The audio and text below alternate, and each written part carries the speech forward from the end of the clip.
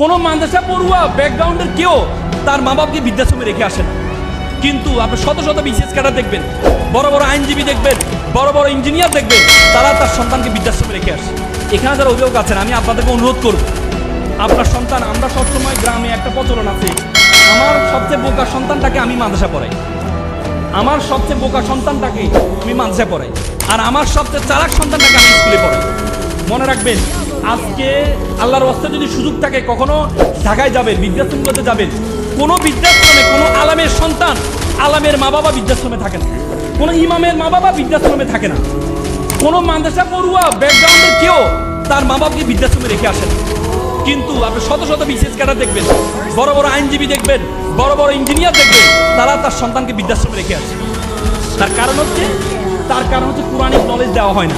কারণ কোরআন বলেছেন, আল্লাহ তাআলা বলেছে, ওয়াকফিদ লাহুমা জানাউযুল মিনার রাহমা ওয়াকুল রাব্বিরহামহুমা কামা রাব্বায়ানি। আল্লাহ তাআলা আমাদেরকে শিখিয়ে দিয়েছেন মা বাবার জন্য দোয়া করতে। হে মা বাবা, হে আল্লাহ, আমার মা বাবা আমাকে যেভাবে লালন পালন করেছে, তুমি আমার মা বাবাকে সেভাবে লালন পালন করো। সন্তান শিখাতে আল্লাহ তাআলা কোরআন ওয়ালা তাকুল্লাহুমা উফি ওয়ালা তানহারহুমা কুল্লাহুমা কাওলান কারীমা। মা বাবার সাথে উফ শব্দটি পর্যন্ত ব্যবহার করুন, উফ শব্দটি পর্যন্ত ব্যবহার করুন। তার মানে কোরআন হাদিস আমাদেরকে সেটি শিখাচ্ছে। হাদিসে বলেছে, মায়ের পায়ের নিচে কি সন্তানের বেশ। সুতরাং আপনি আপনার সন্তানকে